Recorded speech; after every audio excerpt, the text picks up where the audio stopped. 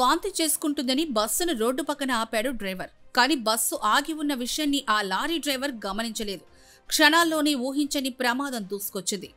కళ్ల ముందే ఘోరం జరిగిపోయింది. అతివేగంగా దూసుకొచ్చి ఓ కంటైనర్ లారీ బస్సుని వెనక నుంచి బలంగా ఢీకొట్టింది.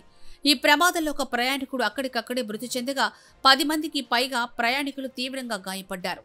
ఈ ఘటన నెల్లూరు జిల్లా కొడవలూరు మండలం గండవరం జాతీయ రహదారిపై తెల్లవారుజామున జరిగింది.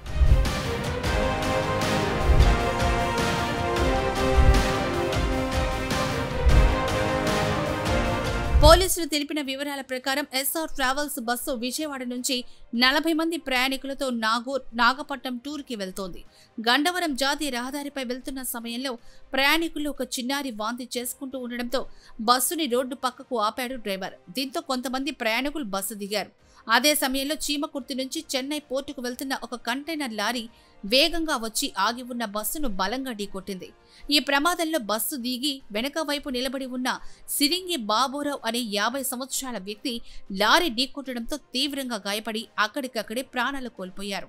బస్సులో ఉన్న సుమారు 10 మంది ప్రయాణికులకు తీవ్ర గాయాలయ్యాయి.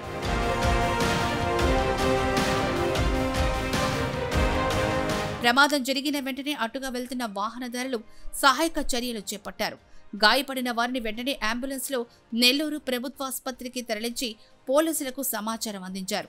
సమాచారం అందుకున్న వెంటనే హుటాహుటిన ఘటనా స్థలానికి చేరుకున్నారు. డీఎస్పీ ఘట్టమనేని శ్రీనివాసరావు, కొడవలూరు సీఐ సురేంద్రబాబు కూడా సంఘటనా స్థలానికి చేరుకుని సహాయక చర్యలను పర్యవేక్షించారు. కేసు నమోదు చేసుకున్న పోలీసులు దర్యాప్తు చేస్తున్నారు. ప్రమాదానికి కారణమైన లారీ డ్రైవర్ పారిపోవడంతో అతని కోసం గాలిస్తున్నారు. ఈరోజు తెల్లవారుజామున కొడవలూరు మండలం గండవరం హైవే సమీపంలో యాక్సిడెంట్ జరిగింది. ఒక ట్రావెల్స్ బస్సు విజయవాడ నుంచి వేలాంగణి మధ్యలో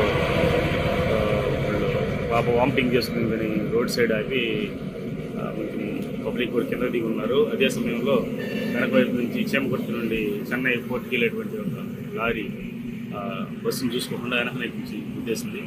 దీంతో ఈ బస్సులో సంబంధించినటువంటి బాబురావు అనేటువంటి రైట్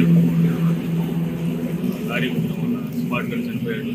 ఇంకా సుమారు 10 మంది వరకు కూడా ఇంజరీస్ అయినాయి. దెబ్బలు తేలడంతో కూడా హాస్పిటల్కి షిఫ్ట్ చేశాం. ఉన్నటువంటి బాధితులందరినీ కూడా సేఫ్ ప్లేస్కి తీసుకెళ్ళి అక్కడి నుంచి వాళ్ళ గమ్యస్థానానికి చేర్చడానికి పోలీసు వారు ప్రయత్నాలు చేస్తున్నాం.